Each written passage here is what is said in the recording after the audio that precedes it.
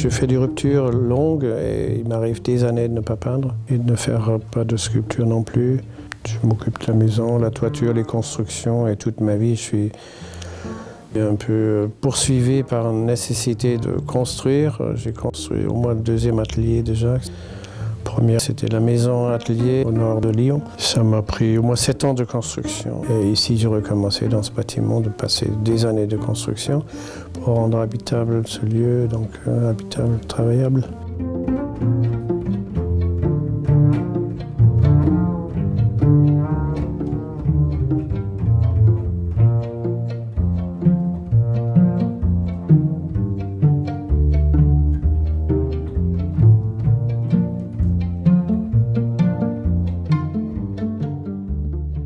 Quand je peins, j'aime bien écouter la radio, particulièrement France Culture, et j'aime bien les sujets de réflexion. Et s'il n'y a pas ça, j'ai des choses enregistrées qui viennent de la radio allemande, des choses de l'intérêt un peu culturel. Ça m'amène dans une réflexion, ailleurs. Je peins plutôt, c'est une semi-conscience, semi-absence, semi-présence.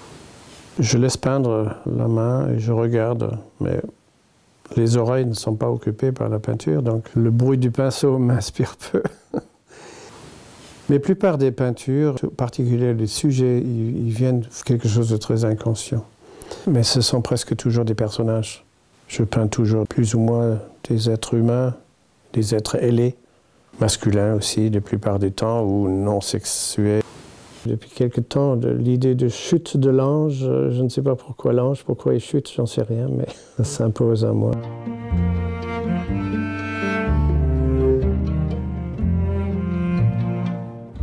La question pourquoi je fais de la peinture ou pourquoi la peinture se fait, je suis victime de ça. La peinture m'a choisi de ces travailleurs, je travaille pour la peinture. Mais bon, c'est pas mon choix, véritable. Hein. Ma vie m'a amené à ça. Alors, cette question, pourquoi je fais ce que je fais, ça rejoint aussitôt la question pourquoi je suis ce que je suis, sans savoir ce que je suis. Alors, c'est une question d'un grand mystère. La peinture est pour moi une forme de prétexte d'interrogation, et je l'aime bien, mais elle est un moyen d'interrogation, comme n'importe quel travail peut l'être.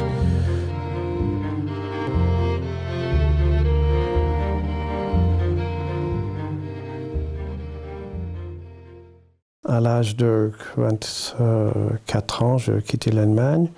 Ma première femme était d'Alsace, elle parlait donc très bien allemand. Moi, je ne savais pas encore le français. Et du coup, ensemble, on est partis à Paris, mais c'était pour rejoindre le mouvement ATD Quart-Monde qui nous a appelés là-bas.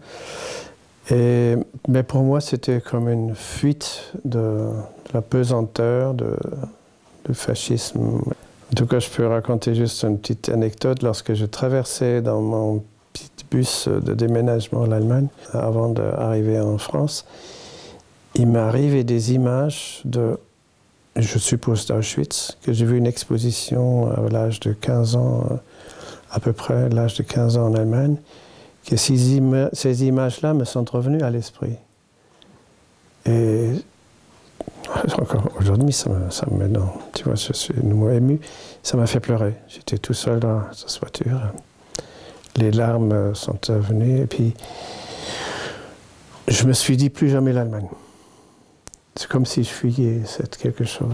Et ça m'est resté en mémoire. C'était très curieux. Et depuis toujours, j'ai l'impression, encore aujourd'hui, plus jamais l'Allemagne.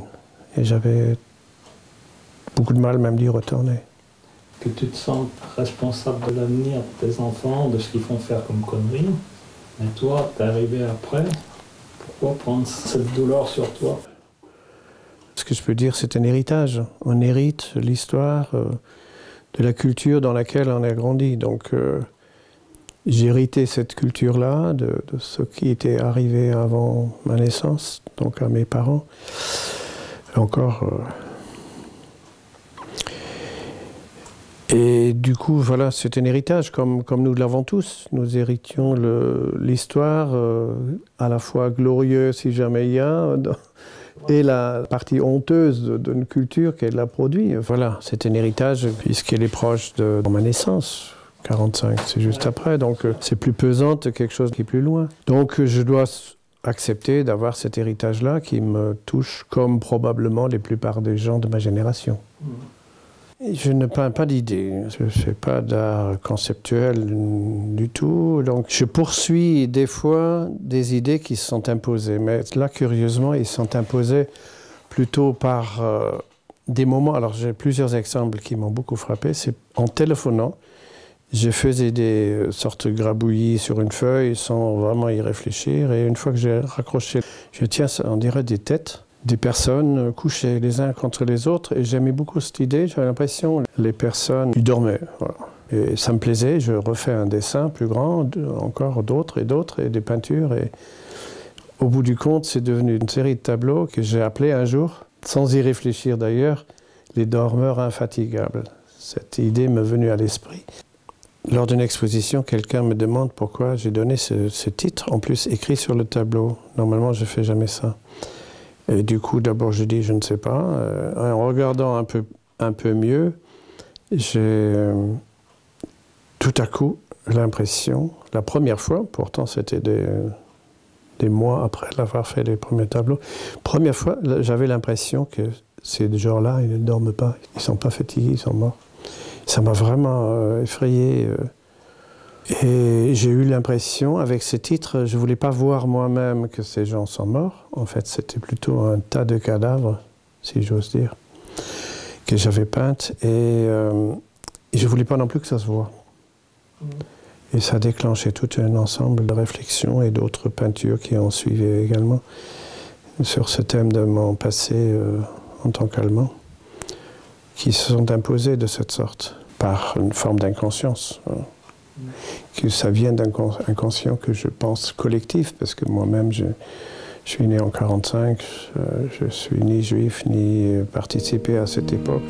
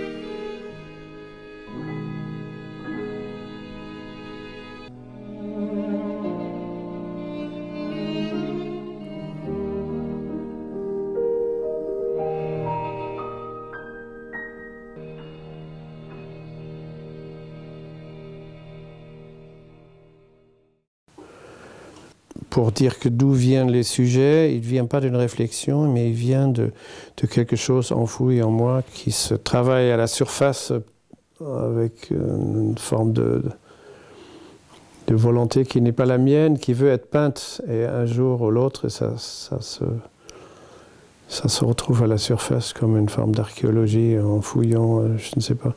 C'est très surprenant, mais il y a d'autres sujets qui sont apparus de la même façon, en téléphonant, des grabouillis qui, par exemple, des silhouettes de personnages, ça c'est de la période avant, qui paraissaient comme des momies un peu. Et ça m'a tellement fasciné, et du coup j'ai fait pendant des années ce thème de, disons, momies, mais en fait c'était encore autre chose. Hein.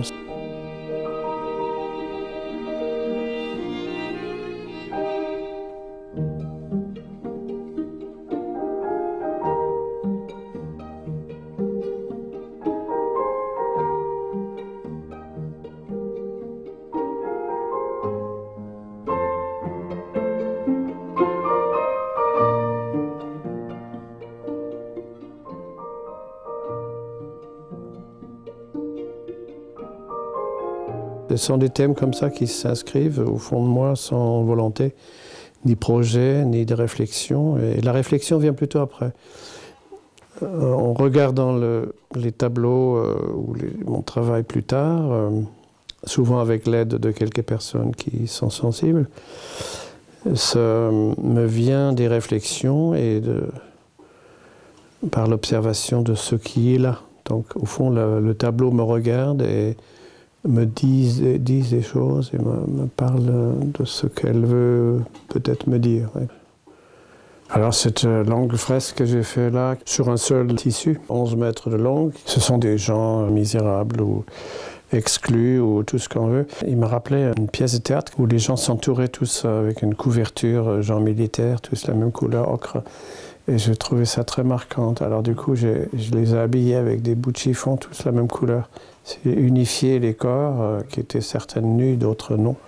Du coup, j'avais envie de faire apparaître un qui nous pointait avec son doigt, comme quelque chose qui donnait l'impression d'accusateur.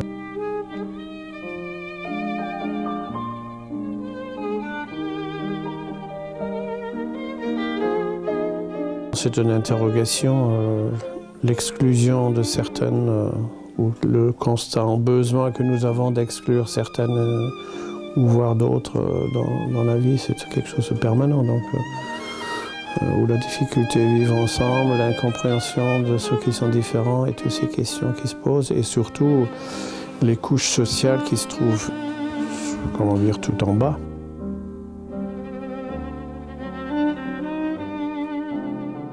Mes grands-parents, tous les deux, de côté mère et paternelle, sont des pasteurs.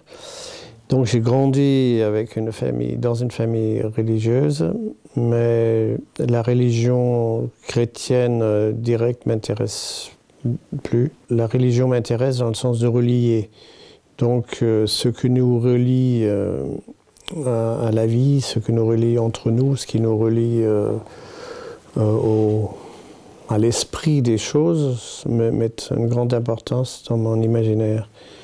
Ce lien entre le matériel du corps et l'immatériel, je l'exprimais à travers les taureaux ailés, un très vieil symbole qui signifie l'esprit à travers l'être ailé, le taureau symbolisant la terre et la matière.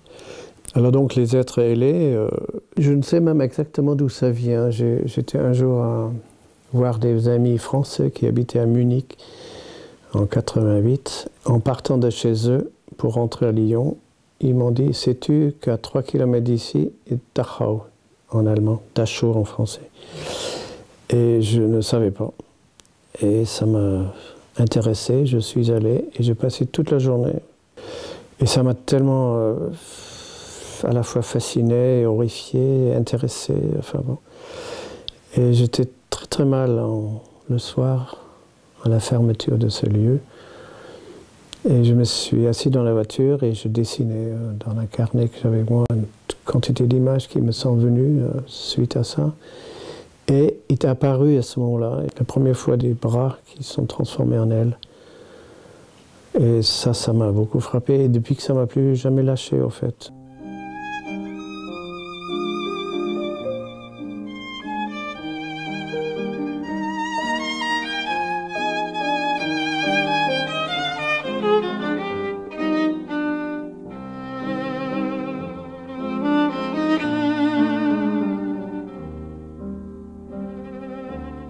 Alors, à propos des sculptures au bord du précipice, encore une de ces questions, je ne connais pas la réponse, mais je peux tenter de dire ce qui me vient, c'est qu'il y a une tension entre cette solidité du socle ou roc sur lequel la personne s'y trouve et le bord de rupture où il peut tomber et disparaître. J'aime bien tous les lieux de passage. Je suis tout de même préoccupé joyeusement par la question de la mort, en fait. C'est comme probablement tout le monde, plus ou moins. Et j'aimerais même dire que si dans beaucoup de mes travaux, la mort apparaît plus ou moins proche ou lointaine comme un de ces sujets importants. Il n'y a pas de mort sans vie, et de vice-versa, probablement. Donc, Alors ces personnes-là qui sont au bord d'un précipice sont peut-être au bout de quelque chose. Et j'aime bien leur attitude, les mains ouvertes, regardant le ciel. Et là aussi, il y a une notion de prière, de remerciement, d'être conscient de la fragilité des choses et de l'instant précieux. Pour moi, la mort n'est pas la fin de la vie, ni pour moi, ni pour rien. Le temps n'existe pas et pour l'être immatériel que nous sommes, à mon avis, le temps n'existait pas et la disparition de la mort non plus. Donc pour moi, c'est une notion qui m'accompagne depuis toujours dans ma vie, depuis que je suis né. Bon. Et c'est comme, je le vis comme une certitude. Donc la mort, c'est ce qui nous attend de mieux. Donc la suite qui est dans le vide, qui est dans l'infini des choses où on a plus de terre sous les pieds, m'intéresse aussi dans mes tableaux où les personnes volent et puis on perd du pied avec la terre. Pour moi, c'est de la continuité de la vie. Dans l'ensemble de mon travail, on peut constater ce phénomène d'axe vertical entre le haut et le bas. J'ai l'impression souvent de moi-même me trouver dans une situation où prendre des reculs, qui pour moi une longue réflexion, à savoir est-ce que j'avais envie de naître, peut-être même pas, de ne pas être, de ne pas exister, d'être au-delà des choses, loin, et de voir la vie comme un spectacle vu d'en haut. Et ça me revient souvent. Donc je suis quelque part en position d'en haut et je vois les êtres en bas. Et donc je peins des personnages vus d'en haut. Je trouve c'est intéressant parce que ça donne tout à fait une autre forme que de vue d'en face. Il y a l'inverse aussi, donc il y a des dessins, des peintures où les personnages qui regardent vers le haut. Par là, je constate une sorte d'axe verticalité qui revient vers ce que je disais déjà, la matérialité de la terre et celle du ciel. Question de lien entre l'esprit et la terre.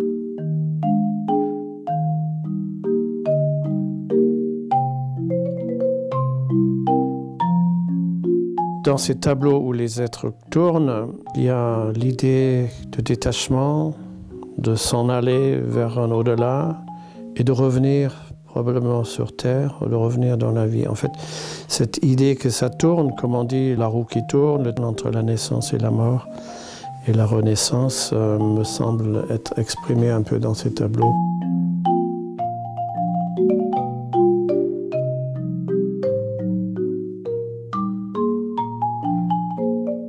Les personnages vus d'en haut, qui ont les mains sur l'épaule les uns des autres, ont été suggérés par un travail que j'ai fait avec des aveugles. Mais en même temps, une réflexion intéressante, je trouve que nous sommes des êtres plus ou moins aveuglés par une quantité de choses de la vie. Mais en même temps, dans ces peintures, on devine que c'est circulaire. J'aime bien cette idée de tourner en rond. Et cette idée m'est venue lorsque j'ai travaillé en prison avec des détenus. L'idée que les gens tournent en rond, je l'ai vraiment vue dans les cours de promenade, puisqu'ils cherchent à bouger. La meilleure façon d'aller loin dans un petit carré, c'est de tourner en rond.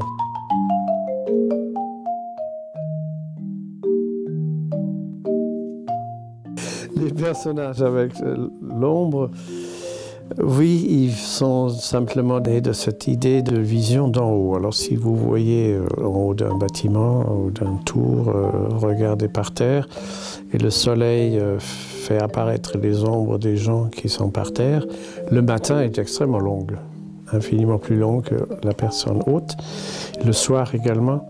Je trouve intéressant cette comparaison entre nous, êtres lumineux, et nous, êtres d'ombre. Nous avons une part d'ombre beaucoup plus grande qu'on le suppose.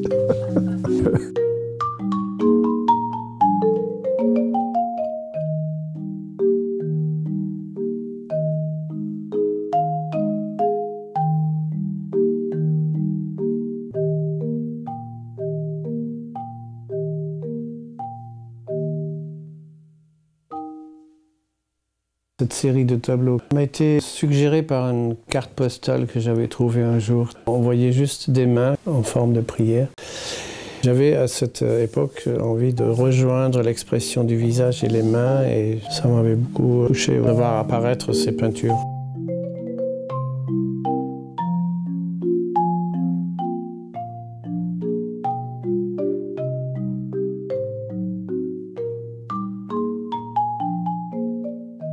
Alors la question de laisser un message, ça c'est vrai que c'est un grand mythe qu'on rencontre souvent, l'idée que l'artiste veut laisser un message ou dire quelque chose. Moi, je n'ai pas le sentiment que je veux dire quelque chose. Et l'idée du message ne me convient pas non plus. Je pense que même les tableaux qui sont faits sans être vus par quelqu'un ont une raison d'exister. Les peintures que je fais sur l'idée de l'Holocauste, ils n'ont pas été vus. Je les expose presque certaines pas du tout. Et je ne veux pas les vendre, ils sont là. Le fait qu'ils existent a une raison en soi et ils n'ont pas besoin de parler à personne. Si quelqu'un découvre un ou plusieurs et ça lui dit quelque chose, c'est lui-même qui trouve le sens de ce qu'elle dit. Parce que moi, je ne sais moi-même pas ce que mes choses veulent dire. Il y a certains tableaux qui me disent quelque chose. D'autres fois arrive qu'une autre personne semble interrogée par telle et telle peinture. Alors en fait, qu'est-ce qu'ils disent ces tableaux, à qui et quoi? Je ne sais pas, moi, décider ça se fait ou ça se fait pas. Et, donc il n'y a pas de message ni caché, ni... Je me sens relativement tranquille avec ça.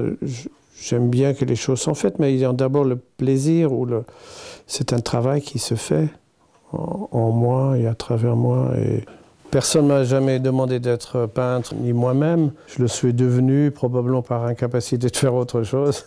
J'étais entouré des tableaux de ma arrière-grand-mère et je copiais à l'adolescence ses portraits. Après, je laissais tomber. Au-delà de 30 ans, j'ai recommencé à peindre. En fait, mon père, très autoritaire, me demandait souvent « mais tu devrais recommencer à peindre ». Et comme il était très autoritaire, je n'ai pas du tout aimé. Ma réaction était plutôt pas de peinture. Alors, j'allais aux Beaux-Arts pendant des années, en Allemagne et puis à Paris, mais je faisais que le dessin, la sculpture, la gravure un peu.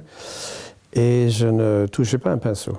Pas une seule fois, jusqu'à 1 an après la mort de mon père, mes parents, qui sont accidentés en voiture, morts tous les deux. Seulement après, j'ai pu commencer à peindre. À cet âge-là, j'avais beaucoup de mal et ça m'a pris jusqu'à aujourd'hui beaucoup de peine et j'ai toujours le sentiment que je ne sais pas peindre. Alors le dessin et la sculpture me semblent un peu plus faciles. Alors des choses à rajouter, un questionnement qui m'est très important, qui concerne la question de l'art et qu'est-ce que c'est l'art. J'ai nettement l'impression que nous sommes dans une grande forme d'égocentrisme humaine que nous voulons amener à nous tous constamment, ce qu'on prend pour important et sérieux. Alors l'art est forcément quelque chose d'humain, comme l'intelligence, comme l'amour, comme la conscience. On veut surtout que les animaux n'en ont pas et le reste de la création non plus. Alors, ce sont des choses de valeur, on les veut pour nous. Alors, imaginer que l'art est une expression de la vie et n'est pas une invention d'êtres humains. On prétend 35 à 40 000 ans, l'homme a inventé l'art. Pour moi, c'est une foutaise. C'est l'art qui a inventé l'homme. C'est la vie qui est art, a inventé l'univers et tout ce qui est dedans. Et on en fait partie. Nous sommes des créations d'art. Nous sommes art nous-mêmes, d'ailleurs, dans toutes mes représentations, je cherche à imiter très pauvrement d'art. Alors, je peux faire un petit exemple. Je trouve ici un artiste gitan qui vient de me voir de temps en temps. Je fais son tableau et c'est lui, l'œuvre d'art. Le mien, c'est que ça, un bout de carton. Maintenant, je le tourne comme ça, il a déjà disparu, il reste que ça. Si je le retourne, il n'y a plus rien. Mais lui, le bonhomme, on peut le tourner dans tous les sens, il reste toujours bonhomme qui est vivant, qui a tout ça. Ce que je fais moi de ce bonhomme, qui est l'exemple, est extrêmement plus pauvre. Cézanne a peint des pommes, mais les pommes, c'est plat comme ça, ils sont toujours eux-mêmes, tandis qu'une pomme pourrie, et créer des arbres, et tout ce qu'on veut, est vivant et infiniment plus... Voilà. Donc, je veux dire, l'univers entier est art, et art bien avant nous, et notre art humain, c'est une pauvre... voilà ce qu'elle est, c'est un sous-produit de l'art. Et ça me semble fondamental, et dans ce sens-là, l'art n'existe pas. Elle existe dans notre vision humaine, par rapport à ce qu'on fait, si tristement, voilà, ce sont que des objets tels quels, mais l'artiste n'existe pas. Il n'y a pas des êtres ici, c'est un artiste. Nous sommes tous des créatures et des créateurs, et nous faisons tous quelque chose qui transforme le monde, et le fait de respirer même transforme l'oxygène. Le fait que je marche, je transforme le sol. Le fait que je vis, je transforme la nourriture, je transforme le langage. Tout ce qui me vient, je le transforme. Et ça, je vois de la même façon, les choses me viennent. Et ça répond peut-être à la question plus indirectement. Pourquoi je fais ce que je fais? Je ne le sais pas, mais les choses me viennent. Je ne fais rien de par moi-même, je ne fais que transformer. Nous faisons tous une part de création. Et cette créativité qui existe dans la nature est art. Et quand je l'explique ça aux artistes, aux collègues, je trouve personne qui est d'accord avec moi. Ça me lamente.